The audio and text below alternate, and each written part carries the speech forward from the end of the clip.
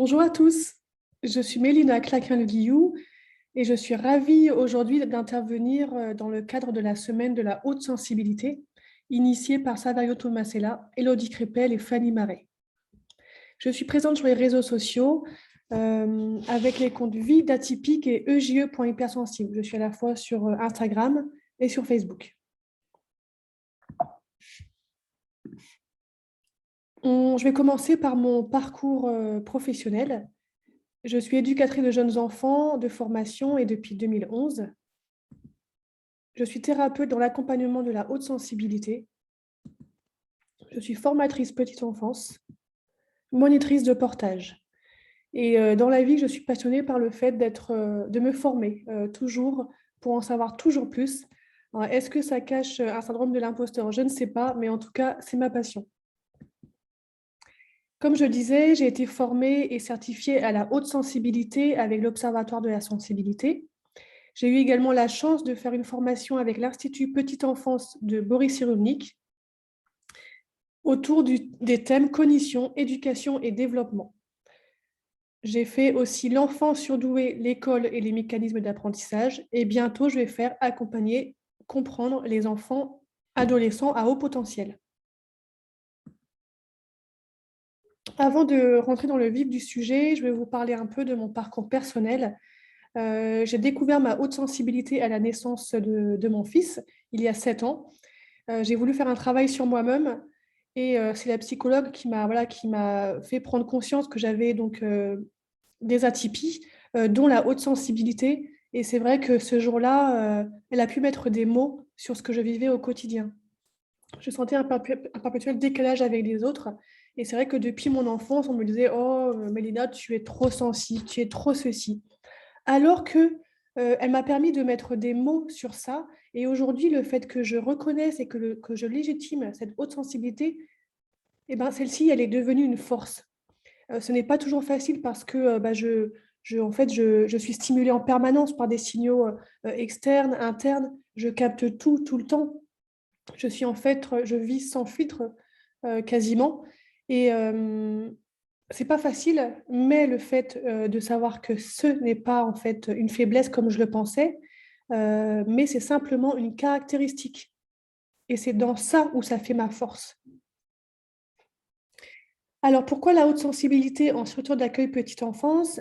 Parce que, bah, voilà, je suis, comme je disais, donc hautement sensible et parfois, bah, ce n'est pas toujours évident quand on travaille, dans le management, quand on accompagne les familles, les enfants, les équipes, et enfin, forcément, je suis une personne investie, impliquée.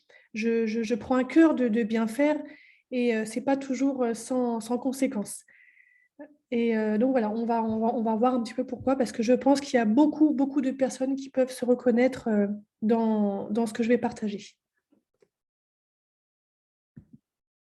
Le sommaire, la haute sensibilité en quelques mots.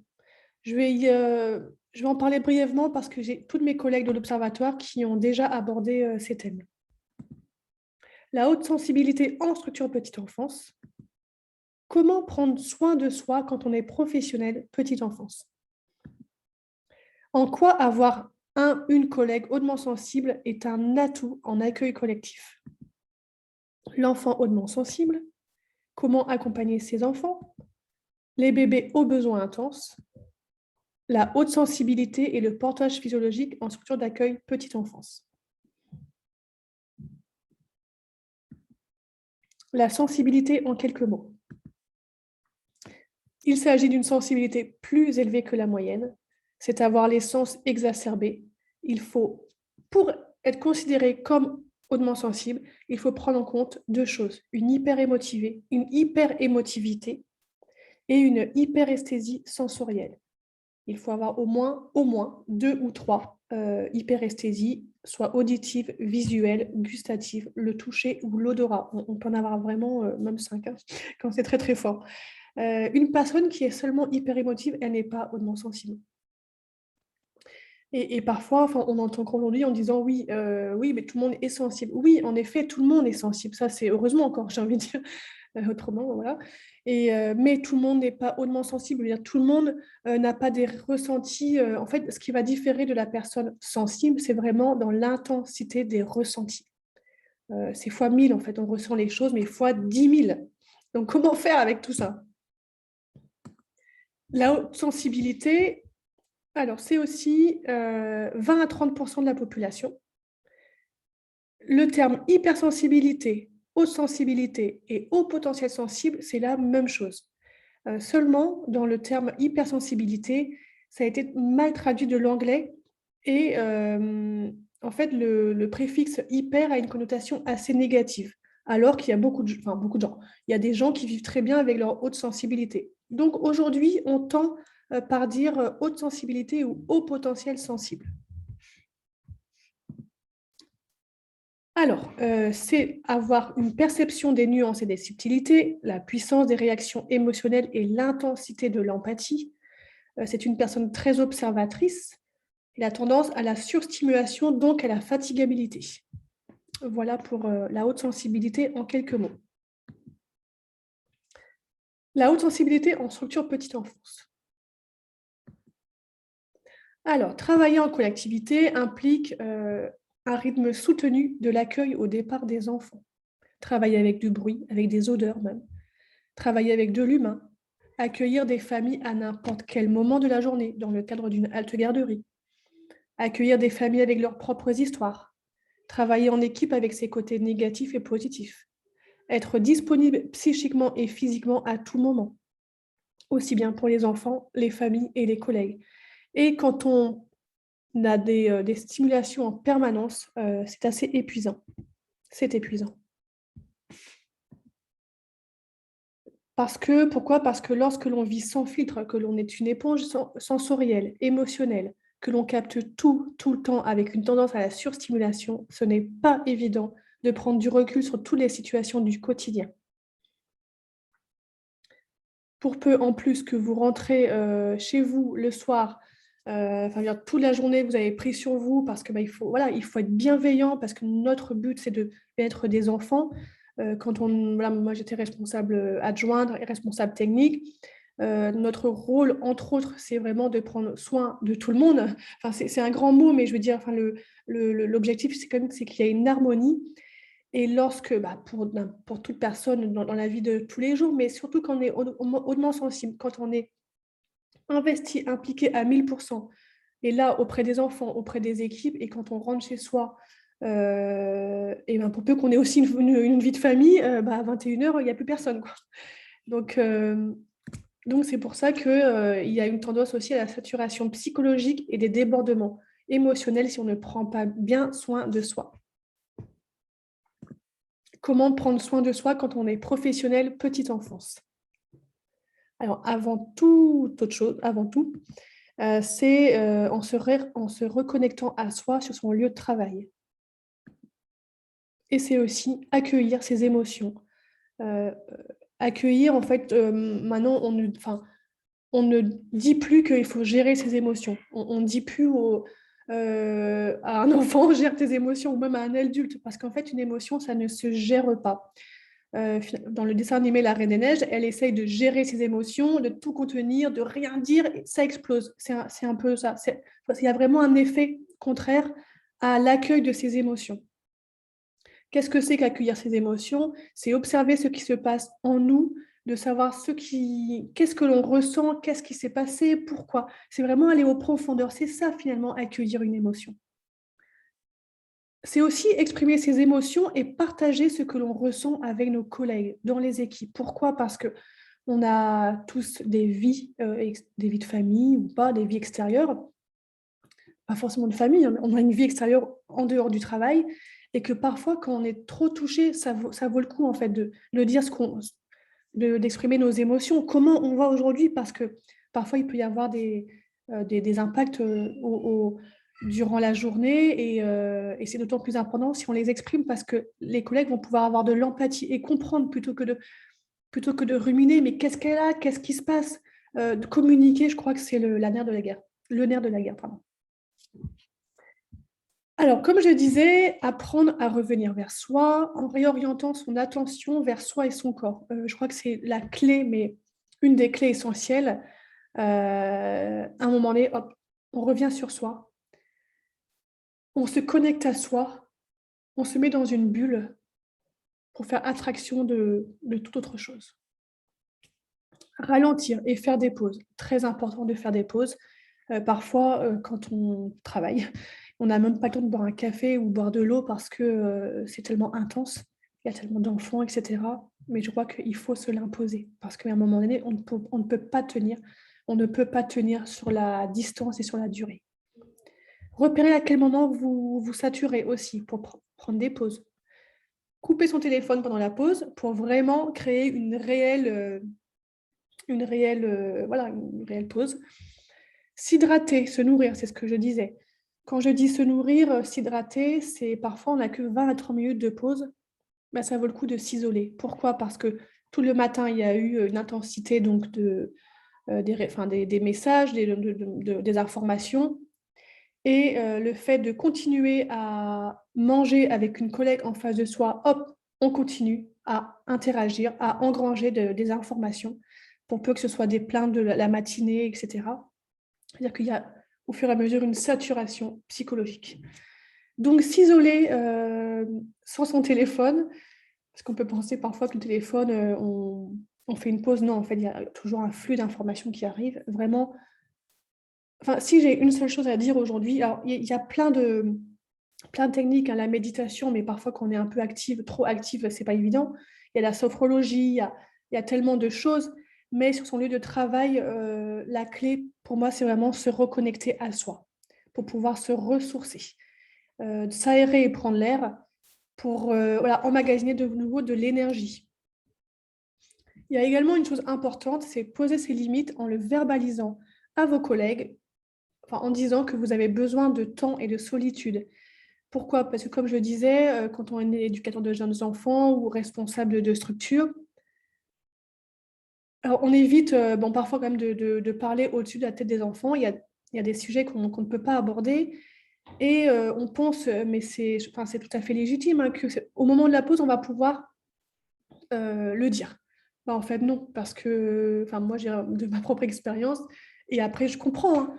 En fait, les collègues disaient: «Ah, Mélina est disponible, on va pouvoir lui dire ça, ça, ça, ça par rapport à telle famille» ou «Oh, et puis oh, par rapport aux plaintes, aux insatisfactions». Mais en fait, c'est ma pause.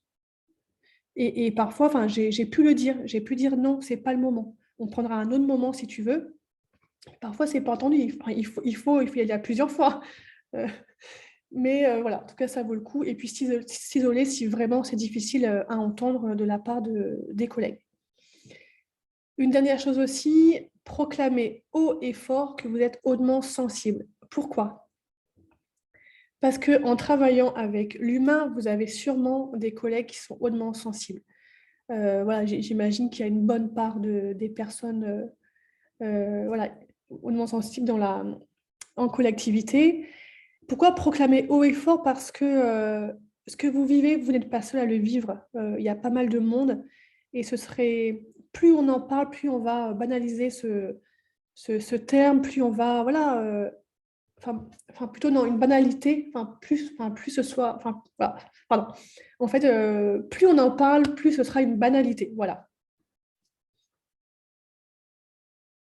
Et moi, par rapport à mes accompagnements auprès, en fait, donc je fais des accompagnements auprès des professionnels, petite enfance, et certaines m'ont dit qu'elles avaient une très forte émotivité. Je reviens au fait d'exprimer ses émotions. En fait, oui, enfin, parfois, certaines m'ont dit que ça leur était reproché, mais en fait, à partir du moment où on travaille avec de l'humain, oui, il y a des émotions qui sortent. Et est-ce que finalement, on doit le cacher? Est-ce qu'on doit cacher aux enfants que nous aussi, nous avons des émotions? Bah non, en fait, ça lui permettra aussi à l'enfant d'accepter ses propres émotions. Maintenant, après, tout dépend du degré, hein, il ne faut pas hésiter à se faire accompagner aussi par rapport à ça. En quoi avoir un ou une collègue hautement sensible est un atout en accueil collectif?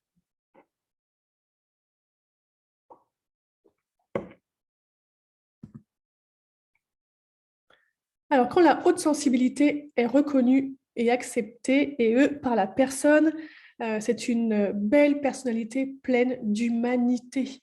Parce que quand on reconnaît et quand on a légitimé cette haute sensibilité, on peut se dire, ah oui, tiens, je ressens ça, c'est parce que.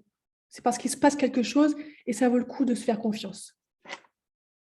Et pourquoi aussi? Parce que ces personnes-là ont un fort pouvoir créatif, dû aussi à l'intensité des informations qu'elles reçoivent et à cette, voilà, à cette pensée en fait imaginative. Forte intuition qui permettra de déchiffrer le langage verbal et non verbal. Pourquoi? Parce que, comme je disais, en fait, l'intensité de traitement de l'information, elle est tellement fine, ça va tellement en profondeur qu'on fait rapidement des liens avec une situation à une autre et ça amène à une belle analyse de la situation, des personnes. Et c'est une sacrée qualité. Moi, parfois, je partageais des choses que les gens ne voyaient pas, alors qu'au final, en fait, ça s'est confirmé, mais bien plus tard. Donc aussi quand j'ai envie de dire de se faire confiance, faire confiance à son intuition parce qu'il peut apporter beaucoup de choses dans la vie. Ce sont aussi des personnes caméléones. Qu'est-ce que ça veut dire? Ça veut dire que ce sont des personnes qui font le caméléon. Le caméléon, en fait, il s'adapte partout, tout le temps. C'est aussi épuisant, mais le fait de s'adapter, voilà, comment dire? De prendre la température de l'environnement, d'une pièce et cetera, c'est intéressant. Et comme je disais aussi, on peut faire confiance à sa fine observation pour accompagner au mieux les enfants. Parce que, voilà, comme je disais, une fine observation permet vraiment de comprendre davantage les enfants dans leurs émotions et dans ce qu'ils expriment verbalement et non verbalement. Ce sont des personnes qui ont toujours à cœur de bien faire. Ce sont des personnes authentiques, vraies, parfois des personnes émotives. Comme je disais tout à l'heure, oui, bah, c'est OK en fait. On peut pas à la fois travailler avec l'humain et être hyposensible. Ce sont des personnes investies, impliquées, avec une forte empathie. Alors il faut aussi différencier, l'empathie de la compassion. En fait, la compassion, vient en fait, du latin, c'est souffrir avec. Alors que, en fait, la personne, enfin, on n'a pas à souffrir avec la personne qui est en face de nous. Par contre, on peut avoir une très belle empathie. Une empathie, c'est se mettre à la place de la personne, mais pour comprendre ce qu'elle vit à un moment donné. Ça ne veut pas dire je vais souffrir avec toi. Alors, pas toujours facile hein, de dissocier, mais voilà, etc., etc. Il y a d'autres caractéristiques. Tout le monde n'a pas ces mêmes caractéristiques. Mais je peux vous assurer que, je me répète, mais voilà, quand on a reconnu cette haute sensibilité, c'est une force au quotidien. Maintenant, on va aborder l'enfant hautement sensible. Alors, comme je disais, être hautement sensible, c'est à la fois être hyper émotive et avoir une hyperesthésie sensorielle. Ça peut être une sensibilité auditive, l'enfant qui met ses mains sur ses oreilles parce qu'il y a trop de bruit. Des difficultés à supporter certaines matières. Ça, c'est la sensibilité kinesthésique. Enfin, parfois, on en parle quand on parle de haute sensibilité, des étiquettes. En fait, bah, moi, par exemple, j'ai mes enfants qui sont hypersensibles. L'habillage, c'est pas toujours facile. Le matin, c'est quand même pas facile, c'est compliqué parce qu'il y a une étiquette, parce que la chaussette est mal mise et pas bon. Et en fait, ces enfants, bah, ils ne le font pas exprès. C'est vraiment pas de leur faute, en fait. Donc, beaucoup de bienveillance par rapport à ça. Parce que parfois, voilà, on peut dire, ah, mais il fait exprès, mais qu'est-ce qui se passe? Et il est là pour m'embêter. En fait, pas du tout, hein. Lui aussi ressent les choses fortement. Ça vaut le coup à ce moment-là soit d'aller faire les achats avec lui, enfin, enfin, selon l'âge, et le matin aussi de lui proposer 2 tenues et il choisit. Ou de mettre sa commode, son armoire à disposition. Ce sont des enfants qui ne supportent pas de toucher certaines matières. Lors des activités peinture, riz, sable, au niveau du toucher, en fait, c'est hyper désagréable pour eux. Et c'est là où il faut vraiment respecter ce qu'ils expriment parce que en les forçant, bah, en fait, c'est de la violence, tout simplement. En les forçant alors qu'ils ne souhaitent pas de faire quelque chose, Ils ne font pas exprès, ou dire ah vas-y, touche, parce que comme ça au moins tu vas apprendre. En fait, non, on n'apprend rien, au contraire. Voilà. Vraiment, il faut vraiment respecter ça. Ou même la terre à l'extérieur. Des enfants qui ne supportent pas d'avoir la couche souillée. Aussi au niveau de l'hypersensibilité kinesthésique avec une sensibilité à la douleur. Parfois, avec nos yeux d'adultes, on peut se dire ouais, il ne s'est rien passé, pourquoi tu tombes, pourquoi tu pleures, pas pourquoi tu tombes, pourquoi tu pleures, tu es juste tombé. En fait, pas du tout. Non, les pleurs peuvent être très intenses et c'est pas du cinéma, c'est pas un caprice. Il a vraiment ressenti une douleur de par sa sensibilité. Et il faut vraiment l'entendre et pas dire ah tu fais exprès, etc. Non, non, c'est vraiment réel. Il n'en fait pas de trop. Ça peut être donc des enfants avec des tempêtes émotionnelles où ça déborde, ça déborde. Alors, comment faire aussi comment faire quand les choses débordent alors que nous-mêmes, c'est pas facile. On verra ça tout à l'heure. Ce sont des enfants très observateurs. Moi, je me rappelle, pendant des temps d'adaptation, on le voit en fait tout de suite, les enfants qui se posent et qui mettent le temps qu'il faut pour pouvoir observer et aller jouer ensuite. Et ça, il faut respecter aussi. Ne pas prendre un enfant tout de suite, ne pas lui dire allez, va jouer, va jouer. Prendre le temps quand on peut. Et par rapport aux grands yeux ouverts de la naissance, moi, par exemple, mes enfants, je me rappelle, le pédiatre avait dit ouais, donc, vos enfants, ils ont les yeux mais ouverts comme ça, ils sont hyper éveillés. En fait, c'est pour dire aussi, j'en profite, que c'est inné, en fait, voilà, c'est inné, c'est génétique.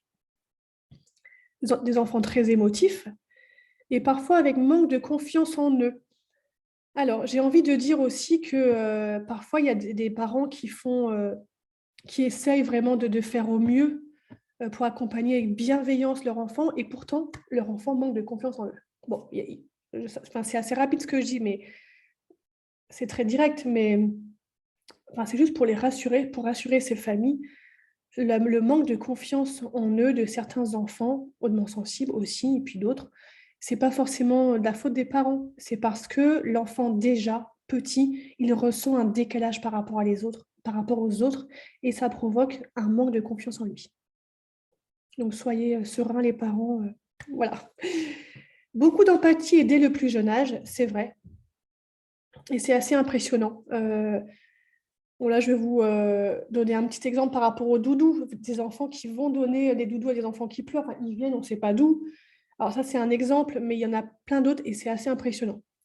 Au moment de la sieste aussi, des enfants en hypervigilance au moindre bruit.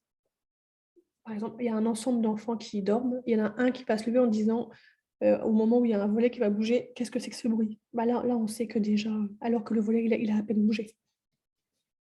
Des enfants qui s'agitent lorsqu'il y a trop de bruit ou trop d'enfants autour de lui. Oui, ça, il faut, par exemple, quand on dit qu'un enfant fait des bêtises, c'est peut-être dû à ça. Bêtises, entre guillemets. Des enfants qui aiment s'isoler pour jouer, et c'est important de respecter ça. Des enfants qui s'agitent ou paniquent au moment des transitions. Donc souvent, en fait, quand on est dans la pièce et qu'on va pour aller à l'extérieur dans la cour ou dehors, il y a une agitation et ça peut mettre des enfants en souffrance parce que tout d'un coup, ils ne maîtrisent plus rien, ils ne savent pas ce qui se passe. C'est important de pouvoir organiser ce temps. Des enfants qui peuvent être des petits dormeurs. Pourquoi? Parce qu'en fait, comme je dis, donc ce sont des enfants avec qui sont des éponges émotionnelles. Hop, ils emmagasinent. Et ça peut être des enfants où tout se passe bien à la crèche ou à l'école en journée. Tout se passe super bien. Les professionnels n'ont rien à dire. Alors qu'arriver en sortant de l'école, bam, bam, bam. Ils ont tellement emmagasiné qu'il y a une décharge émotionnelle et souvent au niveau de la figure d'attachement. Moi, j'entends souvent dire oh, mais c'est que avec toi qu'il est comme ça. En fait, j'ai envie de dire tant mieux. C'est que je suis sa figure d'attachement. Bon, c'est facile à dire. Donc, du coup, des petits dormeurs ou avec des difficultés à lâcher prise pour s'endormir, etc., etc. Comment accompagner les enfants hautement sensibles? Alors, Donc, répondre à ses besoins comme tous les autres enfants, voilà, ça c'est sûr. Accompagner l'enfant dans ses émotions intenses. Alors, comment on fait ça? On prend le temps de l'écouter, de mettre des mots et sans jugement. Parfois aussi, quand c'est un peu trop intense et quand, au moment où c'est un petit peu redescendu ou un peu avant, on peut utiliser la cohérence cardiaque. Ça veut dire prendre ses mains et essayer de respirer avec lui. Ça peut être le prendre dans les bras aussi. Partager des temps de lecture autour des émotions. Je reviens par rapport à ces émotions. On ne va pas dire à l'enfant, mais calme-toi, tais-toi. En fait, c'est pas possible, ça déborde. Comment on peut remettre un... Et puis, comment on remet... Est-ce qu'on met un couvercle sur une cocotte et puis la cocotte minute explose après? Non, autant, allez, hop, on libère tout. L'enfant va tout libérer, les émotions, les pleurs, les tout. Mais plus on lui aura laissé le temps de tout exprimer, plus il va pouvoir redescendre. Et c'est à ce moment-là où vous serez disponible. Auprès de lui, un câlin ou tout simplement mettre des mots, comme je disais, sans jugement sur ce qui se passe et peut-être que lui après il pourra dire: «Ah bah oui, j'ai eu trop peur. Bah oui, j'étais trop en colère». En fait, quand on en parle beaucoup, après ça devient dans le langage, le nom des émotions arrive dans un langage, au quotidien. Partager des temps de lecture autour des émotions, l'aider à identifier ses émotions avec, la roue des émotions, le jeu des émotions. Aussi en structure, aménager un coin refuge. Alors, comme je disais, même toute personne, voilà, lambda est sensible, hautement sensible. Être totalement en interaction avec les autres, c'est fatigant. Et bah, pour les enfants aussi, être en permanence avec d'autres enfants toute la journée, c'est important de lui aménager des coins refuges. Il va pouvoir être seul, mais vraiment bien fermé, hop, comme une cabane. L'accompagner en motricité libre. Alors, je dis ça, mais je le dis aussi pour tous les enfants. La motricité libre, en fait, ça a été initié par une pédiatre hongroise, Amy Pickler. Et en fait, elle voulait en fait montrer que, elle a aussi démontré que accompagner l'enfant en motricité libre, ça veut dire ne pas le mettre dans une position qu'il n'a pas acquis par lui-même. Pour un bébé, on ne le mettra pas dans une position assise alors qu'il n'a pas acquis par lui-même. Ça veut dire le laisser évoluer l'enfant en toute autonomie. De la station allongée, hop, il va marcher. Mais ça, sans aide, sans lui avoir tenu les mains, etc. Pourquoi? Parce que ça va lui permettre en fait, de maîtriser son corps, d'acquérir une certaine confiance en lui parce qu'il aura acquis, il aura fait tout ça. Et aussi parce que quand on chute beaucoup, parce qu'on a, en fait, on n'a pas su comment on est arrivé à cette position, et ben voilà, l'estime de soi peut baisser un petit peu. D'où l'importance donc d'accompagner les enfants en motricité libre. Je trouve que c'est vraiment un gage voilà, de bonnes choses pour l'avenir. Accompagner et poursuivre l'allaitement maternel. Pourquoi? Parce que il y a des enfants hautement sensibles qui ont pas mal de régurgitation. Et en fait, le lait maternel, comme il est fait pour l'enfant, il est adapté à ses besoins. J'encourage vraiment les structures à encourager la maman, si elle le souhaite, voilà, en mettant des choses en place. La maman doit être capable, ou enfin, en tout cas, on doit être, nous plutôt, être capable d'entendre ses désirs dans la poursuite de son allaitement maternel. Ne pas porter d'étiquette aussi bien négative que positive. Pourquoi? Parce qu'en fait, dire à un enfant, ah, mais, ou même parler, oh, lui, c'est un monstre, bah, en fait, oui, il va œuvrer pour être un monstre parce qu'en fait, c'est ce qu'on lui renvoie de lui-même. Donc, en fait, lui, il va se construire avec ce qu'on lui renvoie de lui-même. Se relayer en équipe pour souffler, oui, parce que des enfants hautement sensibles, c'est aussi intense et que voilà, je pense que ça vaut vraiment le coup. Et même quand on est professionnel, de dire aux collègues, stop, là, je ne peux plus avec cet enfant, il faut aussi pouvoir se l'admettre. Et c'est humain, en fait. Et au contraire, j'ai envie de dire. Pratiquer le portage physiologique, ça, j'en parlerai après. Proposer des activités variées pour nourrir sa curiosité. Alors, je dis ça, mais c'est aussi respecter les temps de pause, de jeu libre pour favoriser son imaginaire et son pouvoir créatif. Donc, rassurer dans les transitions, privilégier des temps en petits groupes, comme je disais, prendre l'air au maximum, Respecter l'enfant qui n'apprécie pas les ateliers patouilles, comme je disais précédemment. Aménager les espaces pour, bon, ça je l'ai déjà dit, je crois, non, pour créer des petits espaces dans les structures, pour couper en fait les pièces et insonoriser les pièces pour atténuer les bruits. J'ai déjà travaillé dans une crèche où c'était mal insonorisé avec voilà, un groupe d'enfants, des grands, 3 ans à peu près. Ouais, bah au quotidien, c'est horrible, hein, je veux dire, même pour tout le monde, etc., etc. Alors, tout ça parce qu'un enfant entendu dans ses émotions se sentira respecté dans son intégrité, développera une sécurité affective qui favorisera la confiance et l'estime de lui-même. Répondre, rassurer, communiquer, verbaliser, enfin, verbalement ou non, permet à l'enfant d'être pris en considération. Porter un geste, un regard, le porter dans les bras, construit l'enfant dans son identité propre.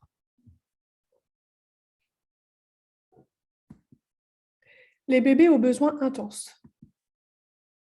Selon le degré de sensibilité, parce que ça diffère d'un enfant à un autre, les caractéristiques aussi, ces enfants donc, peuvent appeler donc, des babis, bébés aux besoins intenses, et ensuite, en fait, ils deviennent des EABI, des enfants aux besoins intenses. Ces bébés réagissent plus intensément à leur environnement. Cela est lié à leur haute sensibilité. Ils ont besoin d'intense proximité. Souvent, ils pleurent sans cesse et ne peuvent être posés. Cela demande de la part des parents ou des professionnels une infinie patience et de grandes ressources pour combler les besoins du bébé. Un bébé aux besoins intenses, c'est épuisant pour les familles. Pourquoi? Parce qu'en effet, hein, dès la naissance, on ne peut pas le poser au sol. Et voilà, en tout cas, ça vaut vraiment, ça vaut le coup de se relayer en équipe. Et quand une maman, j'en profite aussi pour le dire que des mamans qui sont en congé parental ou des papas, donc c'est-à-dire qu'ils ne travaillent pas, ils ont leur place aussi en collectivité. On est là pour ça, c'est notre job d'accueillir n'importe quelle famille. Je sais parce que parfois j'entends dire ah oui mais elle travaille pas. Non mais avant d'être une maman c'est une femme ou avant d'être un papa c'est un homme et que justement nous on est là pour permettre aux familles à ces points-là de prendre soin d'eux pour être encore plus disponibles pour leurs enfants après. Par rapport justement à ces bébés aux besoins intenses où tout est intense, ce qui est intéressant donc c'est l'importance du portage physiologique. Ça sauve la vie, je pense. Et je vais en parler un petit peu plus. La haute sensibilité et le portage physiologique en structure d'accueil petite enfance. Alors, je vais parler un petit peu de qu'est-ce que favorise le portage, c'est la sécurité affective. Pourquoi? Parce qu'un enfant qui a besoin d'être porté, c'est un besoin naturel. Le holding, en fait, c'est selon en fait Winnicott, c'est la manière d'être porté. Ça veut dire qu'en écharpe, l'écharpe va pouvoir contenir, sécuriser vraiment tout le corps de l'enfant. Et ça, on peut le faire dès la naissance, selon les moyens de portage. Donc, ne pas hésiter à revenir vers moi si besoin. Ensuite, le portage favorise les liens et signaux d'attachement. Les signaux d'attachement, c'est aussi un gage de sécurité affective. Alors ensuite, par rapport à ça, en fait, donc c'est John Bowlby, en fait, qui est psychiatre et psychanalyste, qui a fait des travaux sur l'attachement et la relation mère-enfant. Et en fait, il explique que le processus en fait d'attachement se double du processus de détachement. Qu'est-ce que ça veut dire? Plus on va mettre en place des outils ou des manières de faire pour pouvoir s'attacher à l'enfant, alors ce n'est pas les mots, mais en tout cas, plus l'enfant sera attaché, plus il va pouvoir se détacher. Pourquoi je dis ça?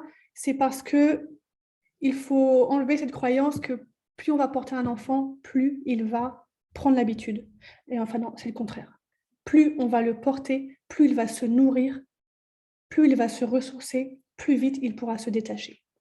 Et par rapport à ça, donc j'ai mis en place le projet portage dans une halte garderie parce que la halte garderie, il y avait pas mal de ruptures dues à l'organisation de l'institution, hein, des va-et-vient, il y avait pas mal de pleurs.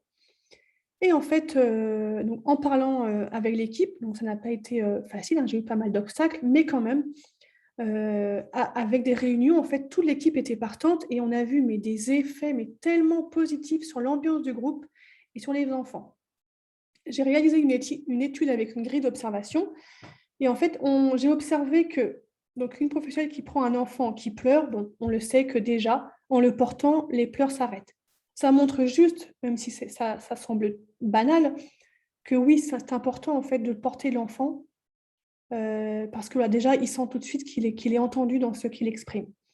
Ensuite, alors en fait, donc, à bout de bras, hop, on prend l'enfant, puis on réajuste un peu, c'est pas évident, c'est lourd, c'est lourd.